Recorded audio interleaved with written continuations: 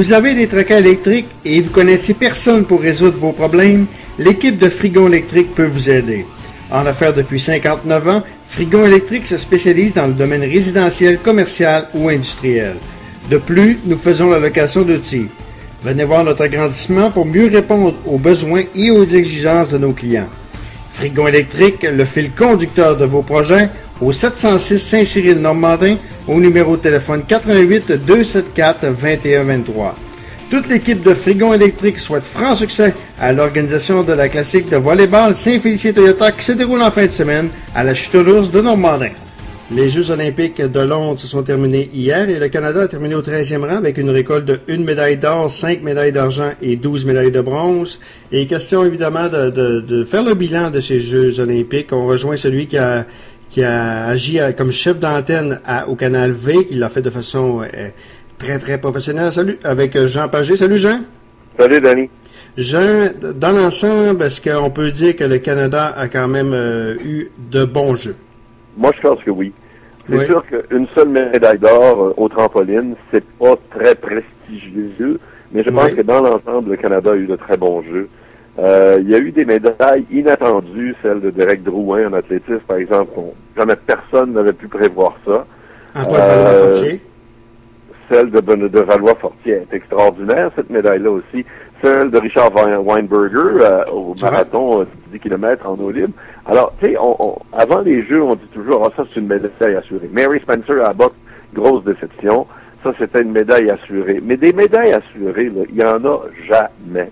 Tu t'en vas dans la plus grosse compétition sportive au monde, avec les meilleurs athlètes qui viennent du monde entier, et regarde ce qui se passe. Tu sais, si à un moment donné, tu as un athlète qui ressort, puis qui te bat dans un combat de judo ou dans un combat de lutte, tu sais, des médailles assurées. Karine Sergerie, c'était une médaille assurée aussi. Mais tu sais, je pense qu'on s'en fait un peu trop avec les médailles. Le Canada, si tu fais l'addition, j'ai bien aimé l'exercice qui a été fait.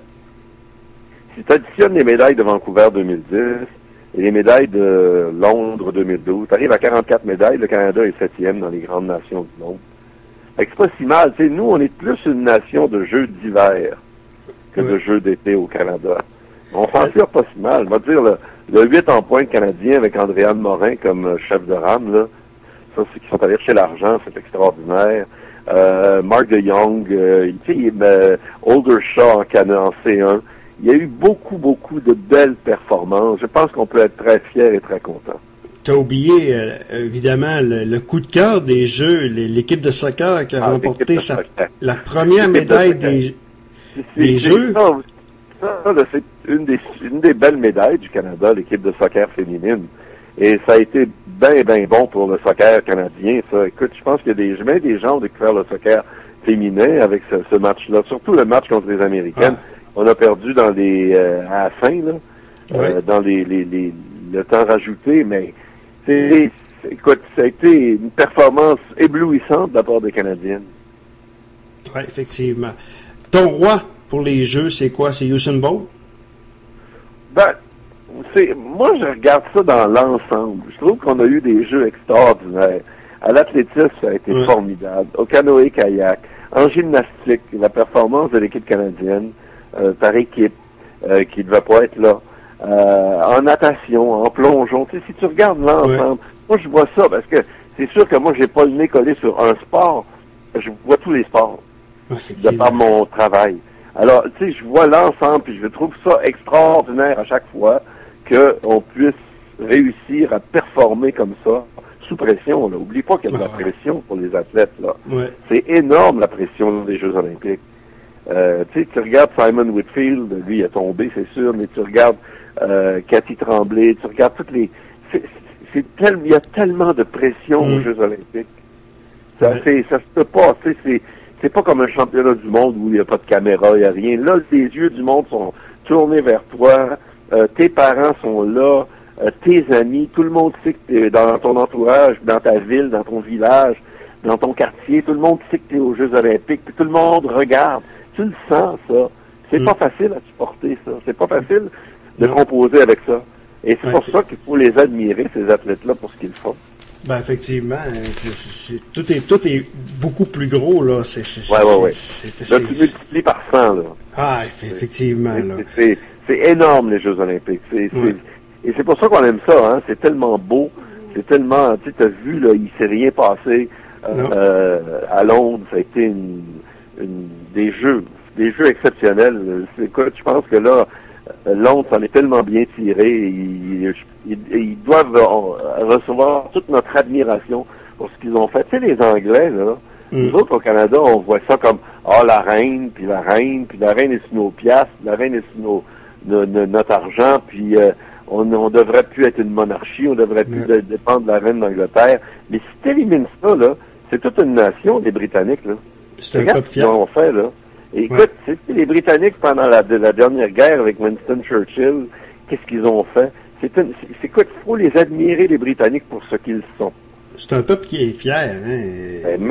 C'est un peuple qui est fier. Ils ont inventé plein d'affaires. Ils sont toujours à l'avant-garde de tout. La mode, la musique. Mais tu as vu la cérémonie de clôture hier? La musique. Ouais. Tu sais, les Anglais ont dans le monde entier une grosse part de la musique qu'on écoute, là. Il n'y a pas seulement américaine, notre musique, il y a beaucoup anglaise. À un moment donné, tu fais pas la différence entre, The Who. Bon, The Who, tes entends, c'est bon. Bon, les Beatles, tu sais qu'ils sont anglais. À part ça, là, tu mélanges avec les Américains, c'est de la langue anglaise. Mais les Britanniques sont vraiment un peuple, je pense, qu'on doit admirer. Nous, on a peut-être une perception négative à cause de la monarchie, puis qu'on nous impose, là, moi, dans mon livre à moi, mais c'est un peuple extraordinaire qu'on vient de découvrir encore, là, de redécouvrir avec ces jeux-là. Jean, il y a eu également de belles surprises qui n'ont pas nécessairement gagné médaille. Je pense que Simon Keane à la boxe, on peut dire que c'est une belle surprise aussi, ça. Très belle surprise. Belle surprise. Écoute, on a vu ce petit gars de Trois-Rivières-là, on n'avait jamais entendu parler. Non. Puis là, il arrive, puis il se bat, puis il gagne son premier combat, puis écoute, mais là, après ça, il est tombé contre celui qu'on a surnommé la tour infernale. 6 pieds 9. 6 pieds 9. Tu sais, c'est pas petit, il n'était pas dans la même catégorie, là. Non. Il n'était pas dans la même ligue, là, que la tour infernale. Fait que, écoute, c'est une belle découverte, ça, Simon Keane. Ouais. L'haltérophile. Les deux haltérophiles féminines. Ouais, écoute, sont tellement belles, sont tellement... Tu voyais, là, que ça... Puis Rosie McLellan, au trampoline, ça les gagnait médaille d'or, là. Ouais. Quelque chose aussi, là.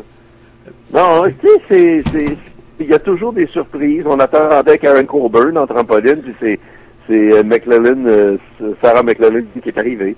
C'est ça les Jeux olympiques. C'est pour ça qu'on aime ça. On peut jamais prévoir ce qui va se passer. Alexandre Despatie, est-ce qu'on peut penser que c'est une fin de carrière olympique décevante? Non, pas du tout.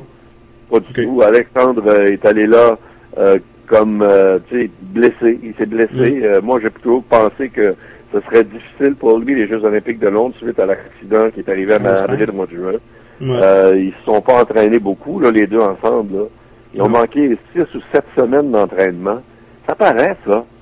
Tu sais, c'est en synchro, là, je parle en synchro. Puis on savait aussi qu'en solo, là, il serait pas capable de passer à travers ça. Moi, je pense qu'il a eu une carrière exceptionnelle. Ouais. Puis, je pense qu'il va aller au championnat du monde juste pour finir sur une meilleure note.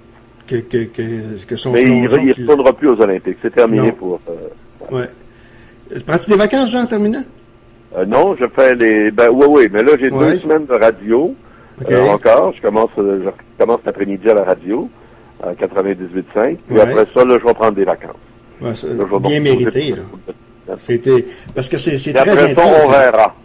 Oui, c'est très intense, durant les Olympiques. Là. C'est très 2 semaines. Écoute, j'ai travaillé, là, Denis, 16 heures par jour. Hein. Je dormais 8 heures, donc je dormais à peu près 8 heures. C'était 16 heures par jour. Je me levais le matin, toujours vers 8 heures. J'ouvrais mes 2 télévisions. J'avais tu sais, le picture in the picture sur mon écran, mon téléviseur en bas. Puis je regardais les Jeux olympiques là, de 8 heures jusqu'à midi. À midi, je me changeais, je prenais une douche, je me préparais.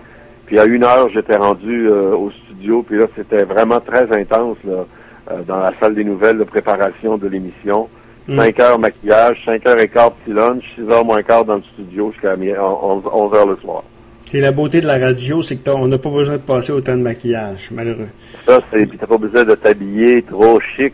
Oui, j'ai l'impression d'être en vacances ce matin. Ouais. Ben, Jean, un gros merci, puis on va avoir l'occasion de se reparler. Là, on va recommencer avec nos Canadiens. Alors, on va recommencer à parler des Canadiens. On va voir. Je ne sais pas s'il va y avoir un lockout, mais je pense que Gary Bettman a l'air d'être bien clair là-dessus. Si c'est pas réglé le 15 septembre, là, oups. Ouais. On pourrait peut-être ne pas avoir de saison, ou en tout cas, on pourrait ne pas commencer la saison. Mais je pense que les joueurs, là, surtout les plus vieux, ils veulent pas s'en rembarquer dans une affaire comme celle-là. Mais je pense que ça va être difficile de blâmer les joueurs avec toutes les offres qu'il y a eu encore cette année, les Flyers de Philadelphie. C'est sûr que les propriétaires ont une grosse part de responsabilité là-dedans. Ouais.